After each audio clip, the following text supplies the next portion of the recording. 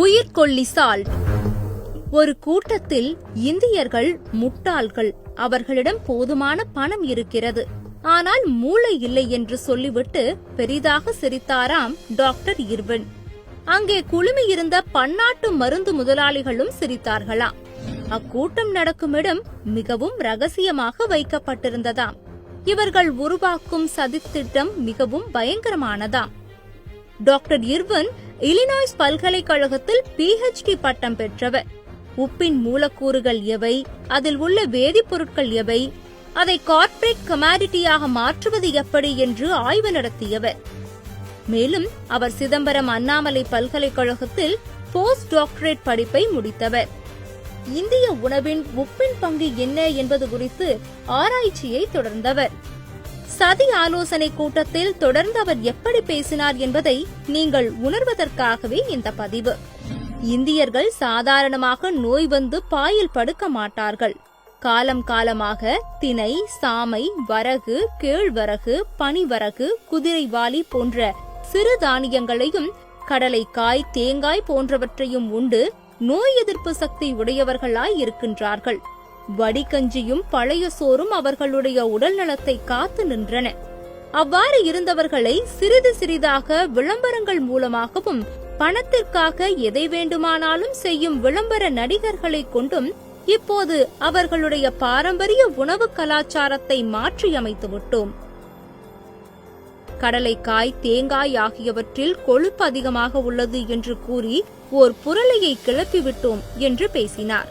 மேலும் பாரம்பரிய கடலை உருண்டைகளையும் பொறி உருண்டைகளும் இஞ்சி முரப்பாக்களும் காணாமல் போய்விட்டன. வெல்லப்பாகு கலந்து செய்யப்பட்ட புளிப்பு மிட்டாய்களும் ஆரஞ்சு மிட்டாய்களும் போன இடம் தெரியவில்லை. உப்பும் மசாலாவும் கொட்டி செய்யப்பட்ட நொறுக்கு தீனிகளை இந்த கால குழந்தைகள் விரும்பி தின்கின்றனர். ஓர் 5 ஆண்டு திட்டத்தை வகுத்துக் கொள்வோம். அதற்குள் இந்தியர்கள் 3/4 பேர்களை சிறுநீரக மற்றும் இதய நோயாளிகளாக மாற்றிவிடுவோம். அப்படி மாற்றுவதால் நமக்கென்ன நன்மை? ஒரு பண முதலை கேட்டது. ஊருக்கு ஊர் பல டயாலிசிஸ் சென்டர்களை வைத்து விடுவோம். இனி 10 வயது சிறுவர்கள் கூட காலையில் 1 மணி நேரம் டயாலிசிஸ் செய்து கொண்டுதான் பள்ளிக்கு செல்ல வேண்டும். நாம் சதித்திட்டம் நிச்சயம் வெற்றியடையும். அது வெற்றியடைந்தால் இந்தியாவில் 20 வயதிற்கு மேற்பட்ட அனைவரும் இதய நோயாளிகளாகவே இருப்பர். அவர்கள் அனைவரும் இரத்த அழுத்த மாத்திரைகளை 3 வேளையும் உணவு மாதிரி உண்டே ஆக வேண்டும். அப்புறம் என்ன, அந்த மருந்து தொழிற்சாலைகளை வைத்துள்ள நாம் தான் உலகத்து பணக்காரர்களாக உலா வருவோம். அருமை அருமை, அந்த சதித்திட்டம் என்ன என்று இன்னொருவர் கேட்க, உங்கள் உப்பில் அயோடின் உள்ளதா? எங்கள் டேபிள் சால்ட் அயோடின் நிறைந்தது என்றும் இதுதான் தேசத்தின் உப்பு என்றும் ஒவ்வொரு தொலைக்காட்சி அலைவரிசையிலும் பெரிய பெரிய சமையல் ஜாம்பவான்களை கொண்டு தயாரிக்கப்பட்ட உப்பு தூள் விளம்பரங்கள் செய்து பழகினால் மட்டும் போதும், இந்தியா என்றுமே நமக்கு அடிமை என்று உரையை முடித்தார். இப்போது உணருங்கள், ஏன் சிறுவர்களை வைத்து விளம்பரங்கள் ஒரு நாளைக்கு 100 முறை வந்து கொண்டிருக்கின்றன? குழந்தைகள் அடம் பிடித்து ஆபத்தை விலை கொடுத்து வாங்கும் சூழலை உருவாக்கி உள்ளனர் என்பதை உணருங்கள். எந்த வீட்டிலும் இப்போது உப்பு ஜாடி இல்லை, உப்பு பானை இல்லை, உப்புத்தூள் பாக்கெட்டுகளில் அடைக்கப்பட்டு உபயோகத்திற்கு வந்துவிட்டன. கல்லுப்பின் பயன்பாடு அறவே நின்றுவிட்டது.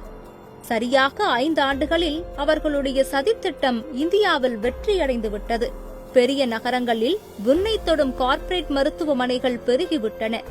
இந்த ஆட்கொல்லி அயோடின் உப்புக்கு எதிராக குரல் கொடுக்க ஒரு 100 இளைஞர்கள் சென்னை செயின்ட் ஜார்ஜ் கோட்டைக்கு முன் திரண்டார்கள். மெகாபோனை தன் வாயின் முன் பிடித்துக் கொண்டு வேகாத வெயிலில் நின்றபடி ஓர் இளைஞன் உரத்த குரலில் பேசினான். பொதுமக்களே, நீங்கள் உப்பு போட்டுத்தான் சோறு தின்கிறீர்களா? நம் பாட்டனும் பூட்டனும் கல்லுப்பைத்தானே பயன்படுத்தினார்கள். ஃப்ரெஷ் சயனட் என்னும் மெல்ல கொள்ளும் நச்சு பொருள் உப்புத்தூளில் கலந்து விற்கப்படுவது உங்களுக்கு தெரியுமா? ஒரு குண்டூசி முனைகளவு சயனட் வயிற்றுக்குள் இல்லை வாயுக்குள் போனாலே அடுத்த நொடியில் இறக்க நேரிடும் என்பது உங்களுக்கு தெரியுமா?